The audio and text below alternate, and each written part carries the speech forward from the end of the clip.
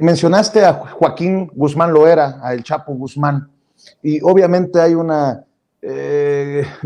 amplia gama de especulaciones sobre quién sería ese testigo importante que les ha generado una compleja situación a los fiscales, palabras más, palabras menos, ¿no? De operativo para que llegue este testigo. ¿Tú has pensado en la posibilidad de que sea el Chapo? Leía uno de tus artículos, hablabas de la reina, de Reyes Arzate, quien es, confeso, uno de los personajes cercanos a Genaro García Luna. Él ya confesó su culpabilidad, aceptó su culpabilidad. La Barbie, por lo que se ha señalado por los testigos, el rey Zambada, el hermano del Mayo Zambada, que fue quien testificó, quien dijo que le había entregado maletas repletas de dólares a García Luna en el juicio contra el Chapo Guzmán. ¿Qué piensas de esta posibilidad? ¿Qué piensas de estos personajes? Y lo que te decía, mencionabas el Chapo Guzmán. ¿Hasta el Chapo Guzmán está abierta a la posibilidad de que testifique? Yo mencioné al Chapo Guzmán porque, bueno, el Chapo Guzmán ha sido mencionado en el proceso porque era al grupo criminal, la facción del cártel de Sinaloa al que García Luna estaba protegiendo y el que había dado, digamos, órdenes, según los testimonios, para proteger en esta batalla, esta guerra entre las organizaciones criminales. Pero, por ejemplo, la gente en Nayarit, como lo dijo el exfiscal Edgar Beitia, el Diablo, pues bueno, recibía orden que la línea era proteger a los Chapos. Entonces, ellos estaban protegiendo a los Beltrán Leiva, entonces daba ahí una rebatinga entre quién proteger y quién no proteger. El Chapo ha sido mencionado en varias ocasiones y una de las partes donde se mencionó, que es interesante, pero tiene más que ver, hay dos vías ahí. El agente del FBI, José Moreno, mencionó un operativo en 2012, en febrero de 2012, un operativo fallido para detener al Chapo Guzmán con información que se tenía después de que, bueno, ya habían hecho el hackeo, bueno, no el hackeo, sino un juez había autorizado la revisión del espionaje de los teléfonos de de Joaquín el Chapo Guzmán. Entonces, ellos tenían información directa de dónde estaba, la casa donde estaba. Entonces, tenían dos casas tenían, digamos, ubicadas precisamente, pero pasaron esta información a la Policía Federal, entonces a cargo de Genaro García Luna, pero la Policía Federal no llegó. Eso es una de las cosas. Llegó 20 minutos después de que se les pasó la información y ellos decían, pero ¿dónde están? O sea, este cuate se nos va a ir porque ya lo tenemos ubicado, ya hay cierto movimiento de nosotros aquí, entonces se pueden levantar sospechas.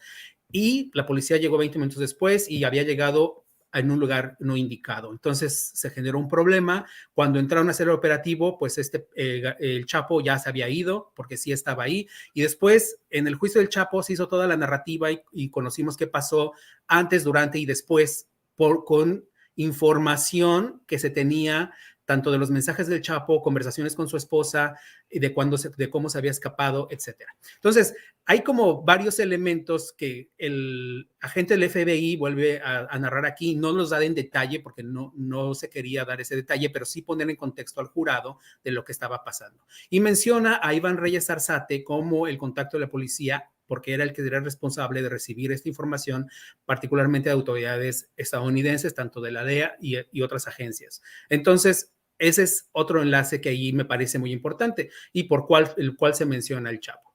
Entonces, por eso señalo mucho que Iván Reyes Arzate podría ser un personaje mencionado durante varios momentos del juicio, establecido en la línea de comando de este mini cártel que operaba desde el gobierno federal a cargo de García Luna, desde la Policía Federal Mexicana, primero como la AFI y después siendo ya secretario en los gobiernos de Vicente Fox y de Felipe Calderón, y de cómo construyó esta red de varias personas. Por eso está acusado de liderar una organización criminal durante un largo periodo. Son 12 años, de 11 años prácticamente, son 12 a 11 años, es más o menos el periodo que se está marcando, de haber liderado esta organización criminal presuntamente desde el gobierno federal mexicano. Eso es lo que establecen los fiscales, porque bueno, la gente dice, tú estás diciendo, yo no estoy diciendo, esto es lo que establece la acusación, la investigación establece eso.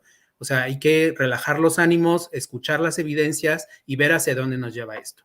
Mencioné a Jesús el Rey Zambada, como bien señalas, él fue el primero que dijo que le había dado dinero directamente a García Luna, al menos 2 ocasiones, y eso habrían sido alrededor de 5 o 6 millones de dólares. Entonces, ese podría ser un personaje importante. Y luego, evidentemente, la Barbie, porque, bueno, la Barbie, aparte es un personaje muy popular, digamos, muy conocido popular tiene cierta infamia, esta infamia que tiene después de que fue detenido, su sonrisa, etcétera. Y, pues, él también fue mencionado en el juicio de que tuvo reuniones directamente en varias ocasiones con Arturo Beltrán Leiva, donde estaba García Luna, y que incluso presenció también pues la furia de Beltrán Leiva en contra de García Luna, porque se estaba yendo al lado de los Chapos y estaba esta división, ya digamos, no digamos, esta guerra brutal que se desató en México entre grupos criminales y que hasta el momento no ha podido ser detenida, pues. Entonces, esos 3 personajes, cualquiera de esos 3 puede proporcionar información sustancial que den un buen cierre también a los fiscales. Entonces, cuando menciona a la gente el Chapo es un poco difícil. ¿Por qué? El Chapo es el personaje, fue considerado el enemigo público número 1 de los Estados Unidos, está sentenciado a cadena perpetua, se ha quejado de la situación que vive en la prisión, pero es algo de lo que se ha quejado desde que estaba incluso en la prisión, en el Centro de Detención Metropolitano en Manhattan. O sea, es un argumento que ha utilizado todo el tiempo y el juez, en este momento ya no es Brian Cogan, y otros jueces le han rechazado las mociones. Porque la evidencia es decir, bueno, pues, ¿qué estás pensando? Pues eres un criminal considerado de muy alto riesgo y no se te va a dar privilegios, porque aquí no existen esos privilegios. En Estados Unidos, tú vas a estar confinado bajo ciertas condiciones y eso es lo que tienes.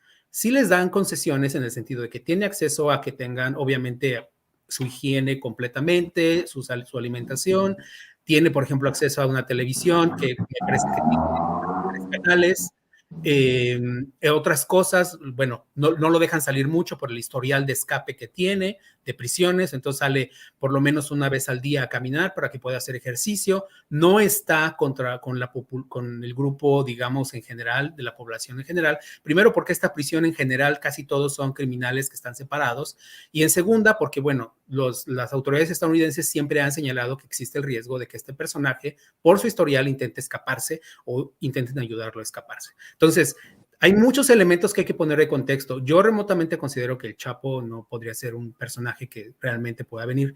Ahora, también hay una teoría de que Luis Cárdenas Palomino fue extraditado de manera prácticamente secreta y se encuentra en Estados Unidos y él sería el testimonio.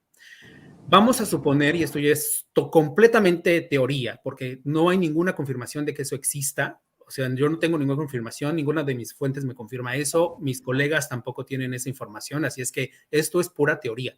Entonces, si Cárdenas Palomino fue extraditado y viene a testificar contra García Luna, es brutal. O sea, sería uno de los mejores testigos. ¿Por qué? Porque Cárdenas Palomino fue la mano derecha de García Luna y así se estableció durante la narrativa del proceso. Entonces, eso sería realmente brutal en el caso contra García Luna. Pero, repito, esto es pura teoría porque no tenemos confirmación de que él sea. Entonces, tenemos estos 5 personajes, pero bueno, ya expliqué más o menos cada uno cuál podría ser como el más viable. A ver, Jesús, también tuviste la oportunidad de dialogar